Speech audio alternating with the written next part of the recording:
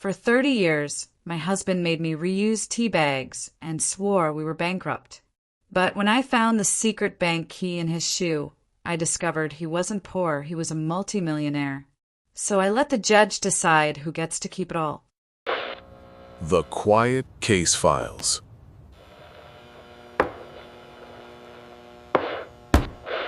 It was the silence that woke me up.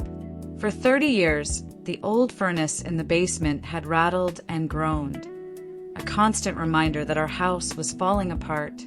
But that night, in the dead of midwinter, the rattling stopped. The silence was heavy, and the cold followed it almost instantly. It seeped through the cracks in the window frames and settled into the bedroom like a physical weight. I sat up, pulling the threadbare quilt up to my chin. I could see my breath in the moonlight. I hesitated to wake Gary. I knew the rules. We did not spend money. We did not fix things. We endured, but the temperature was dropping dangerously fast. I reached out and touched his shoulder. When I whispered that the heater had died, he didn't offer comfort. He didn't get up to check the thermostat. He exploded.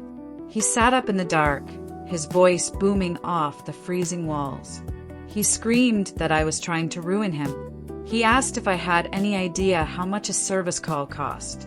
He pounded the mattress with his fist, shouting that we had zero savings, absolutely nothing in the bank. He told me we were teetering on the edge of bankruptcy, just as he had told me every day for 3 decades. He said there would be no repairman. He threw his heavy wool coat at me and told me to put it on if I was so delicate. I put on the coat. It smelled of mothballs and old dust, but I zipped it up to my chin. I walked into the kitchen, my feet numb on the ice-cold linoleum. This was my reality. For years, Gary had controlled every single penny that entered or left this house. He made me account for every cent. If a loaf of bread cost 10 cents more than it did the week before, he would lecture me for an hour about how I was driving us into the poorhouse. I opened the pantry to find something for breakfast. It was filled with dented cans I had bought from discount bins years ago.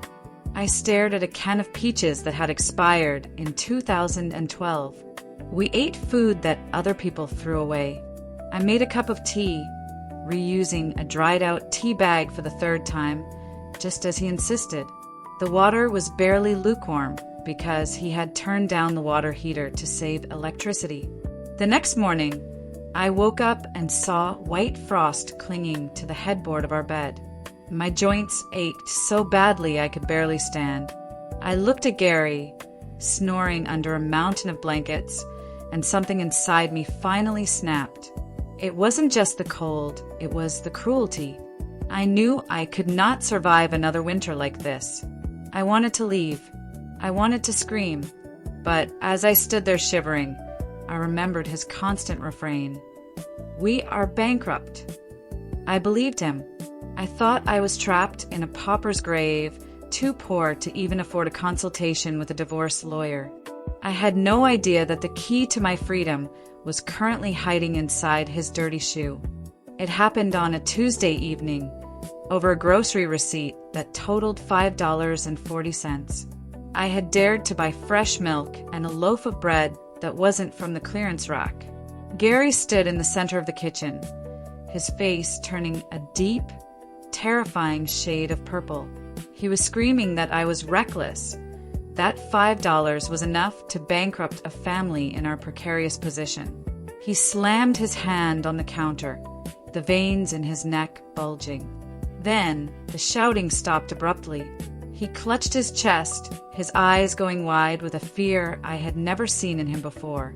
He gasped for air, making a terrible wheezing sound, and collapsed onto the cold linoleum, knocking a wooden chair over on his way down. I didn't hesitate. I scrambled for the phone and called 911. For the first time in 30 years, I didn't care about the cost of the call or the ambulance. The ride to the emergency room was a blur of sirens and flashing red lights.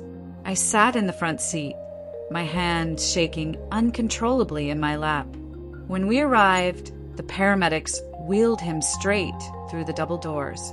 I was left alone in the waiting room, surrounded by the sharp smell of antiseptic and stale coffee. I sat there for an hour, terrified. I wasn't just afraid for his life. I was paralyzed by the thought of the bill. I could hear his voice in my head, screaming that this heart attack would finally put us on the street. A nurse walked out, looking tired, holding a clear plastic bag. She told me they had to cut his clothes off to attach the defibrillator pads. She handed me the plastic bag and said I should hold onto his personal effects for safekeeping.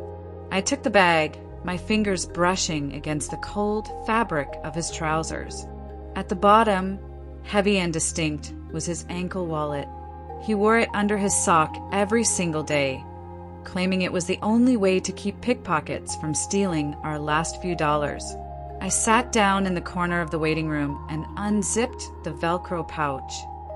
I expected to find a few crumpled $1 bills, maybe a hidden 20 if he had been holding out on me. But the pouch was empty of cash. Instead, my fingers closed around something cold and metallic. I pulled it out. It was a key. It was heavy, gold-plated, and looked expensive. Attached to it was a small paper tag with a number and the name of a bank downtown. Beside the key was a folded slip of paper with a long string of numbers that looked like an international routing code. The doctor came out a moment later. He told me Gary was stable, but the surgery to place the stent would take at least 4 hours. He suggested I go get some food or rest. I nodded, clutching the ankle wallet against my chest. I didn't go to the cafeteria. I didn't go home. I walked straight out to the parking lot, started our rusted sedan, and drove toward the address stamped on that gold key. I had to know what a man who claimed to be penniless was hiding in a safety deposit box. The bank was a fortress of marble and polished brass, a stark contrast to the peeling wallpaper of our freezing home. I felt small standing in the lobby, clutching my purse against my old, oversized coat. When I showed the gold key to the clerk, her demeanor changed instantly. She didn't ask for identification. She didn't look down at my worn-out shoes. She simply nodded and called for the manager, who led me silently into the depths of the vault. He left me alone in a small, private viewing room with a heavy steel door. My hands were trembling so badly I could barely fit the key into the lock of the safety deposit box. I didn't know what to expect. Maybe a family heirloom he had hidden from me? Maybe a secret stash of a few $1,000s he was saving for a rainy day? I turned the key and heard a satisfying click. I slid the long metal drawer out onto the table. It was heavy. I lifted the lid. Inside, there were no photographs. There were no sentimental trinkets. The box was packed tight with thick stacks of legal documents. I picked up the first bundle. It was a deed to a commercial shopping center in the city, fully paid for, listing Gary as the sole owner. I picked up another. It was the title to an apartment complex. Beneath the deeds were bank statements from an offshore account in the Cayman Islands. I ran my finger down the balance column, my breath catching in my throat. The numbers went on and on. At the bottom, in bold black ink, was the total: $50 million. I sat there for a long time, staring at that number. $50 million. My mind flashed back to the nights I went to bed hungry because meat was too expensive. I thought of the time I had a tooth infection and Gary told me to rinse with salt water because we couldn't afford a dentist. I looked at the dates on the deposit slips. He had transferred $3 million into this account the same week he forced me to cancel my health insurance. He had deposited another $5 million the month our roof started leaking. The same month he made me climb up there with a bucket of tar because a contractor was a luxury for the rich. I wasn't just sad. I wasn't just confused. A cold, hard rage began to solidify in my chest. He hadn't just been cheap. He had been torturing me. He had watched me suffer, watched me freeze, watched me decay, all while sitting on a fortune that could have given us a paradise. Suddenly, my cell phone buzzed in my pocket. It was the hospital. The nurse put Gary on the line. His voice was weak, groggy from the anesthesia, but the panic was unmistakable. He didn't ask how I was. He didn't ask if I was okay. He demanded I bring him his ankle wallet immediately. "Don't open it," he rasped. "Just bring it to me. Now." I looked at the documents spread out on the table. I looked at the deeds and the statements. I realized I wasn't just holding paper. I was holding a weapon. I was holding the nuclear launch codes that would destroy his entire world. "I'm on my way," I said calmly, and I hung up. I didn't go straight back to the hospital. I stopped at a copy shop first. I stood over the machine for an hour, photocopying every single deed, every statement, every transaction log. I made 3 copies of everything. I hid one set in the spare tire well of my car. I mailed the second set to my sister's house in another state. The third set I put in a manila envelope and tucked it into my purse. Then I put the originals back in the safety deposit box, locked it, and returned the key to the ankle wallet. When I walked into Gary's hospital room, I was the picture of the dutiful, submissive wife. I handed him the wallet. He snatched it from my hand with surprising strength, his eyes darting to the zipper to make sure it was still closed. He sighed, a look of profound relief washing over his face. He tucked it under his pillow and told me to go home. He had no idea that the woman standing beside his bed had already died and been replaced by someone entirely new. The next day, I filed for divorce. I didn't ask for half. I didn't ask for alimony. I filed a simple petition asking for minimal support and a separation. I played the part perfectly. Gary was delighted. He hired the cheapest lawyer he could find, a man who worked out of a strip mall. Confident that he could bully me into a quick settlement, he offered me $5,000 to start over, telling me it was every penny he could scrape together by selling his tools. He told me I was lucky he was so generous. I accepted his offer with a nod, and his lawyer smirked. They thought they had won. They thought I was stupid. I didn't hire a strip mall lawyer. I took the manila envelope to the most ruthless forensic accountant and divorce attorney in the state. I told him I couldn't pay him up front. He looked at my worn coat and sighed, ready to show me the door. Then I slid the photocopy of the Cayman Islands statement across his mahogany desk. He picked it up, adjusted his glasses, and went silent. When he looked up, he wasn't sighing anymore. He was smiling like a shark. He took the case on contingency. The months leading up to the trial were a masterclass in deception. My lawyer instructed me to stay quiet. We let Gary believe his narrative. We let him file affidavit after affidavit claiming poverty. We let him submit sworn financial statements listing his net worth as less than $2,000. We let him dig his hole deeper and deeper, shovel by shovel. The court date finally arrived. Gary walked into the courtroom wearing a suit that was 2 sizes too big, trying to look pathetic and frail. He wouldn't even look at me. He sat with his cheap lawyer, whispering and laughing, confident that this would be over in 10 minutes. My lawyer sat beside me, stone-faced, his briefcase resting on the table. Inside that briefcase was the bomb we had been building for 6 months. I looked at Gary's back and felt a strange sense of calm. He thought he was the smartest man in the room.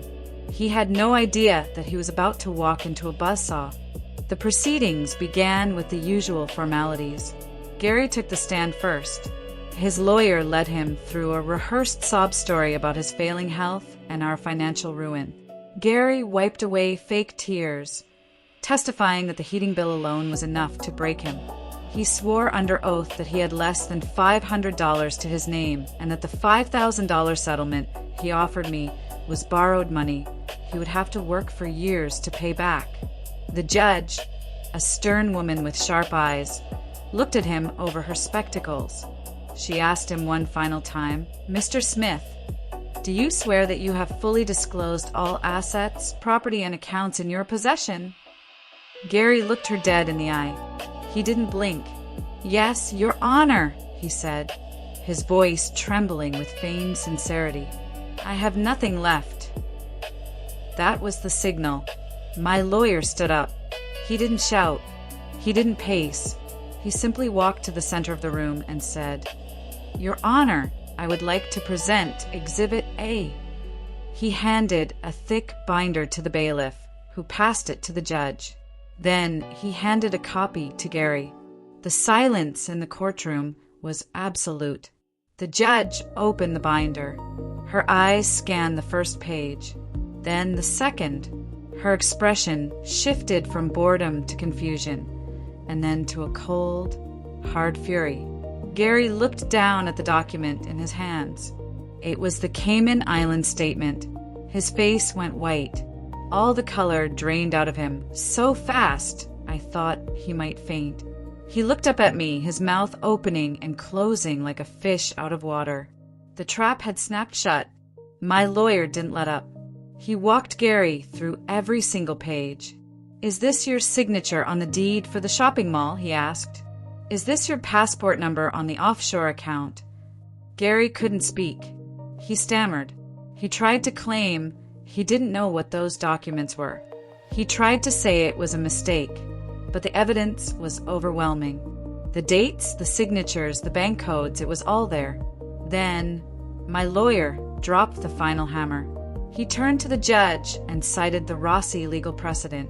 He explained that in cases where one spouse maliciously conceals assets during a divorce, the court has the discretion to award 100% of those hidden assets to the defrauded spouse. Not half, not a fair share, all of it. Gary's lawyer tried to object, but he was stuttering, clearly blindsided by his own client's lies. The judge silenced him with a wave of her hand. She looked at Gary with pure disgust. "You let your wife freeze," she said, her voice icy calm. "You made her eat expired food while you sat on $50 million. You lied to this court. You committed perjury." Gary slumped in his chair. He looked small. He looked defeated. For the first time in my life, I wasn't afraid of him. I saw him for what he really was, a sad, greedy little man who had built a prison of gold and locked himself inside. The judge picked up her gavel. I held my breath. I knew in that moment that my life was about to change forever. But I also knew that no amount of money could buy back the 30 years he had stolen from me. The judge's ruling was swift and brutal. She didn't just grant the divorce. She dismantled Gary's life. Because of the egregious nature of his fraud, the perjury, and the malicious concealment of assets, she invoked the full penalty of the law. She awarded me 100% of the hidden assets, every building, every account, every single cent of the $50 million. Gary was left with exactly what he claimed to have, nothing. The judge allowed him to keep his personal vehicle, the rusted sedan, and the house we had lived in, which was falling apart and worth almost nothing. He was also ordered to pay my legal fees. As the gavel came down, Gary put his head in his hands and wept. This time the tears were real. He wasn't crying for our marriage. He wasn't crying for the pain he caused me. He was crying for his money.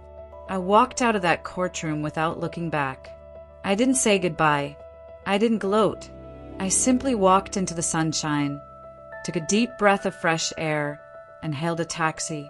For the first time in 30 years, I didn't check the meter. I didn't worry about the cost. I just told the driver to take me to the best hotel in the city. It has been 6 months since the trial. I sold the commercial properties. I consolidated the accounts. I hired a team of financial advisors to ensure I never have to worry about money again. But the biggest change isn't the number in my bank account. It's the warmth. I bought a condo in a high-rise downtown. It has floor-to-ceiling windows and a view of the skyline. But my favorite feature is the thermostat. I keep it set to 75 degrees. Sometimes I just stand in the living room and feel the heat on my skin, marveling at the fact that I don't have to wear a coat indoors. I heard from a mutual acquaintance that Gary is still living in the old house. The furnace finally died completely last month. He's too broke to fix it, so he's sleeping in the living room with a space heater. I feel a pang of pity for him, but it passes quickly. He chose his life. He chose his coldness. I opened my pantry this morning. It's full of fresh fruit, gourmet coffee, and boxes of tea that I use only once. I made myself a cup, sat by the window, and watched the sunrise. I lost 30 years to a man who valued money over love.